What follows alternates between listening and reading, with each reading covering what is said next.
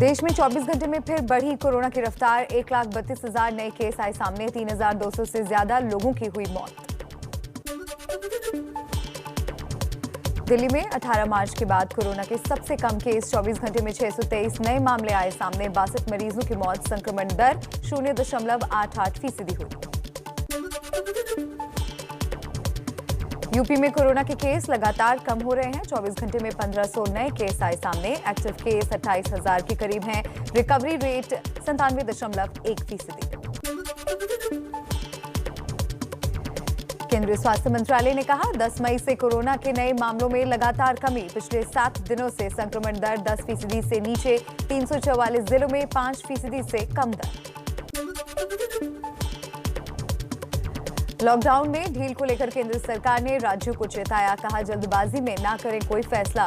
Corona मामलों में लगातार कमी के बाद कई राज्यों में दी जा रही है ढील। ब्रेक द चेन मुहिम के तहत बीएमसी की नई गाइडलाइंस के तहत मुंबई में जरूरी सेवाओं के साथ खुली दूसरी दुकानें। ऑड इवन फॉर्मूला किया गया है लागू। राजस्थान में आज से शुरू हुई मिनी अनलॉक की प्रक्रिया। नए नियमों के साथ बाजार दुकानें खुली। सरकारी दफ्तरों में सुबह 9:30 से 4 बजे तक 25% स्टाफ के साथ हो रहा है काम। मथुरा में शर्तों के साथ खुला बांके बिहारी का मंदिर। एक बार में 5 श्रद्धालुओं को ही प्रवेश मिल रहा है। सुबह और शाम 4 घंटे के लिए खुल रहे हैं मंदिर।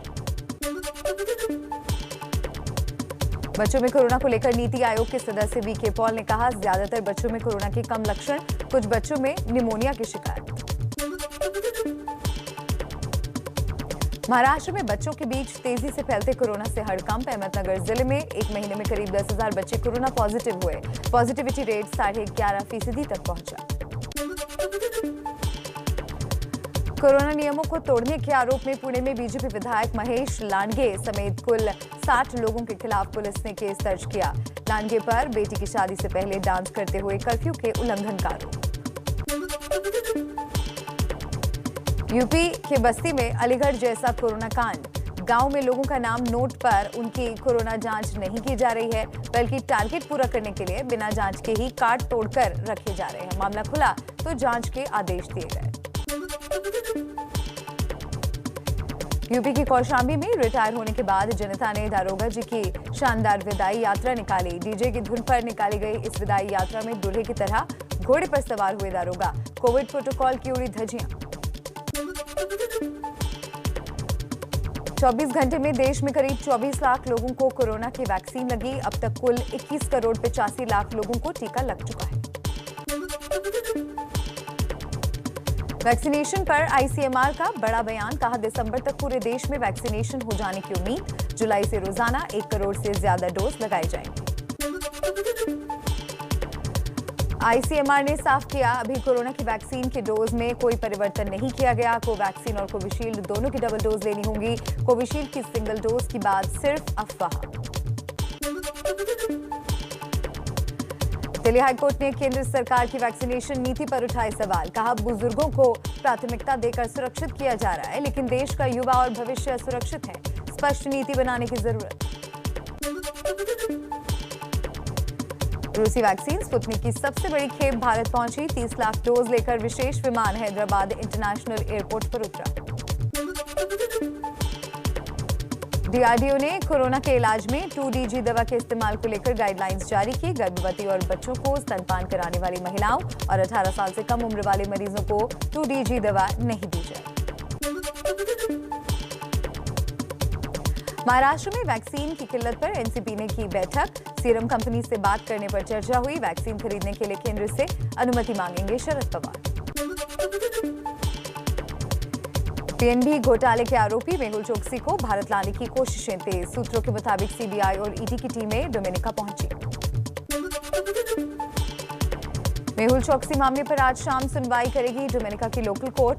भारतीय अधिकारी मेहुल के भारतीय नागरिक होने के सबूत पेश करेंगे। मेहुल चोकसी मामले पर डोमिनिका की कोर्ट में सुनवाई से पहले एबीपी न्यूज से बोले एंटीगा के पीएम गेस्टन ब्राउन। हमारी सरकार इसी मांग पर कायम कि मेहुल को एंटीगा की बजाय सीधे भारत भेजा जाए। कैरेबियाई अखबार एसोसिएटेड टाइम्स का दावा, मेहुल चोकसी की मदद के लिए भाई चेतन चोकसी ने दी डोमिनिका में रिश्वत। विपक्ष के नेता लिनॉक्स लिंटन को घूस दिए जाने का दावा। मेहुल चोकसी के भाई से पैसे लेने के आरोपों पर डोमिनिका के नेता विपक्ष लिंटन का एबीपी न्यूज को जवाब। कहा, ना चेतन चोकसी से कभी मिला, ना ही किसी काम के लिए कोई पैसा लिया। सीबीएसई की 12वीं बोर्ड की परीक्षा रद्द। पीएम मोदी की अध्यक्षता में हुई बैठक में फैसला। अधिकारियों को तय मानक के मुताबिक समय से रिजल्ट तैयार करने के निर्देश। पीएम मोदी ने कहा, छात्रों की सेहत और सुरक्षा बेहद अहम, नहीं कर सकते कोई समझौता। एबीपी न्यूज को सूत्रों से मिली खबर के मुताबिक हाई स्कूल के फॉर्मूले पर ही सीबीएसई 12वीं के छात्रों का मूल्यांकन होगा। उनकी मार्किंग भी 10वीं की तरह होगी। सीबीएसई 12वीं की बोर्ड परीक्षा रद्द होने से खुश दिखे छात्र छात्राओं के साथ अभिभावकों ने भी फैसले पर खुशी जाहिर की। कहा, बच्चों के स्वास्थ्य और जिंदगी से बढ़कर नहीं बोर्ड परीक्षा। सीबीएसई परीक्षा रद्द होने के बाद सीआईएससीई बोर्ड ने भी 12वीं की परीक्षा रद्द की। बोर्ड के सचिव ने एबीपी न्यूज से कहा, छात्रों का मूल्यांकन अब एक दूसरे वैकल्पिक योजना से किया जाएगा। सीबीएसई और सीआईसीएसई के बाद हरियाणा सरकार ने भी 12वीं की बोर्ड परीक्षा रद्द की। प्रदेश के शिक्षा मंत्री कंवरपाल गुर्जर ने कहा, छात्रों के पास होगा परीक्षा देने का विकल्प। दिल्ली के सीएम केजरीवाल ने सीबीएसई की 12वीं की परीक्षा रद्द होने पर खुशी जताई। कहा, ये बड़ी राहत की बात, केंद्र सरकार के फैसले से खुश हूं, बच्चों की सेहत की चिंता थी।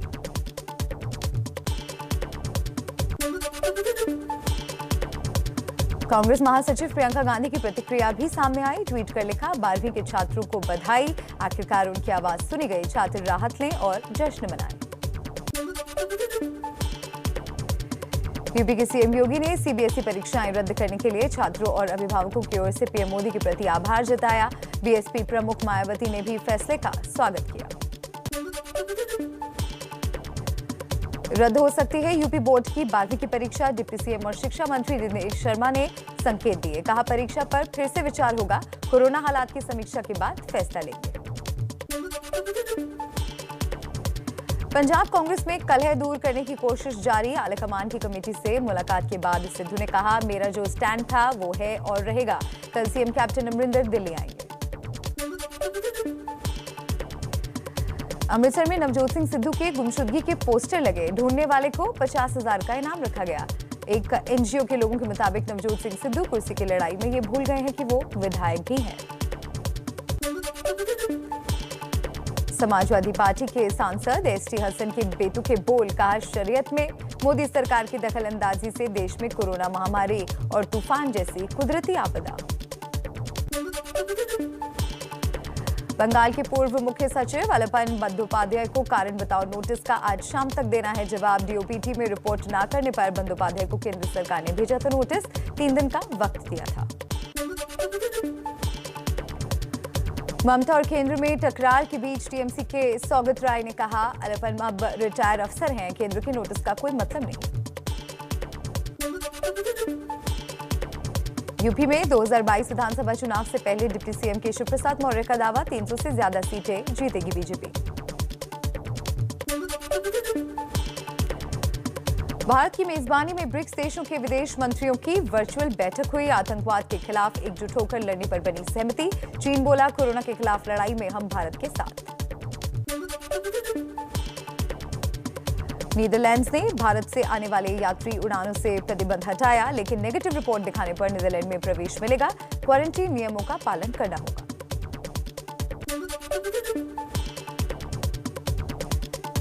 एबीपी न्यूज की खबर का बड़ा असर। पीएम मोदी के नाम 6 साल के बच्चे के संदेश के बाद जम्मू कश्मीर में कम किए गए छोटे बच्चों के पढ़ाई के घंटे। देश में 5G टेक्नोलॉजी के खिलाफ अभिनेत्री जूही चावला की याचिका पर दिल्ली हाईकोर्ट आज करेगा सुनवाई। जूही ने याचिका में कहा है, सरकार सुनिश्चित करे कि 5G टेस्टिंग से किसी को नुकसान नहीं होगा। यूपी के गोंडा जिले में बड़ा हादसा। टिकरी गांव के एक घर में खाना बनाते वक्त सिलेंडर फटने से जबरदस्त धमाका, 8 लोगों की मौत, 2 मंजिला मकान भी ढह गया। गोंडा हादसे में चश्मदीदों का दावा, 3 किलोमीटर तक सुनी गई धमाके की गूंज। पुलिस के मुताबिक मलबे में परिवार के 15 लोग दबे थे, जिनमें 3 बच्चों समेत 8 की मौत, बाकी घायल। यूपी के गोंडा सिलेंडर ब्लास्ट हादसे पर सीएम योगी आदित्यनाथ ने जताया दुख, उच्च स्तरीय जांच के आदेश दिए। सुशांत सिंह राजपूत ड्रग्स केस में आज भी एनसीबी मुंबई के अलग अलग इलाकों में छापेमारी कर रही है। एनसीबी ने कल 2 बड़े ड्रग पेडलर को गिरफ्तार किया था। पहलवान सुशील कुमार की दिल्ली की रोहिणी कोर्ट में आज पेशी। 4 दिन की पुलिस रिमांड आज हो रही है खत्म। जूनियर पहलवान सागर धनखड़ हत्याकांड में गिरफ्तार किए गए हैं सुशील और उसके साथी। उत्तराखंड के किच्छा में पुरानी इस्तेमाल की गई कोरोना टेस्ट के दोबारा इस्तेमाल करते पकड़ा गया ठेकेदार। स्वास्थ्य विभाग ने उत्तर प्रदेश की सीमा में टेस्टिंग के लिए लगाए गए कैंप में छापेमारी करके 8 लोगों को हिरासत में लिया। राजस्थान में जयपुर के सवाई मानसिंह स्टेडियम के टेनिस कोर्ट पर नाबालिग टेनिस खिलाड़ी ने रेप का आरोप लगाया। आरोपी की तलाश में जुटी पुलिस। हिमाचल प्रदेश के सोलन में ट्रक खाई में गिरा, ड्राइवर समेत 2 लोगों की मौत, 2 लोग गंभीर रूप से घायल। एमपी के सीहोर में रेत माफिया की गुंडागर्दी, रेत ठेकेदार के एमडी पर किया जानलेवा हमला। एमडी ने भागकर जान बचाई। पुलिस मामला दर्ज करके आरोपियों की तलाश में जुटी। महाराष्ट्र के नासिक में हुई भारी बारिश, कई इलाकों में पानी भरा, लोगों को करना पड़ रहा है दिक्कतों का सामना। अनलॉक के बाद मुंबई के कई टोल नाकों पर आज सुबह ट्रैफिक जाम हुआ। मुंबई के मीरा रोड और दहिसर में जाम में कई गाड़ियां फंसी। आरबीआई की मौद्रिक नीति समिति की 3 दिनों की बैठक आज से शुरू होगी। 4 जून की बैठक में लिए गए फैसलों का ऐलान होगा। मॉनसून को लेकर आई अच्छी खबर। मौसम विभाग ने कहा देश में इस साल भी अच्छी बारिश होगी। मध्य भारत में बारिश सामान्य से अधिक रहेगी। यूपी के प्रयागराज में अचानक गंगा का जलस्तर बढ़ने से निचले इलाकों में पानी भरा। घाट के आसपास के दुकानदारों को भी दिक्कतों का सामना करना पड़ रहा है। लंदन के हीथ्रो हवाई अड्डे पर रेड लिस्ट वाले देशों के लिए बंद टर्मिनल खोले गए। कोरोना संक्रमण को देखते हुए लिया गया था फैसला। कोरोना महामारी के बीच चीन में बर्ड फ्लू से इंसान के संक्रमित होने का दुनिया का पहला मामला सामने आया। संक्रमित का अस्पताल में इलाज जारी। आईसीसी ने बीसीसीआई को दी बड़ी राहत। बैठक में चर्चा के बाद T20 विश्व कप पर फैसले के लिए बीसीसीआई को 28 जून तक का वक्त दिया। Team India ICC world test championship के फाइनल मुकाबले के लिए आज रात 10 बजे इंग्लैंड रवाना होगी। इससे पहले शाम 5 बजे captain Virat Kohli press conference करेंगे। 18 जून से टीम इंडिया को न्यूजीलैंड के खिलाफ खेलना है आईसीसी वर्ल्ड टेस्ट चैंपियनशिप का फाइनल। विराट और उनकी टीम के साथ महिला क्रिकेट टीम भी इंग्लैंड जाएगी, जिसे इंग्लैंड के साथ टेस्ट, वनडे और T20 सीरीज खेलनी है। विद्या बालन की नई फिल्म शेरनी का ट्रेलर आज होगा रिलीज। Amazon प्राइम वीडियो पर इसी महीने रिलीज होगी फिल्म। फॉरेस्ट ऑफिसर के रोल में दिखेंगी Vidya Balan. Popular TV show ये रिश्ता क्या कहलाता है कि नैतिक, यानी करण मेहरा घरेलू हिंसा में गिरफ्तार। पत्नी निशा ने कई गंभीर आरोप लगाए। करण ने कहा, मुझे फंसाया गया।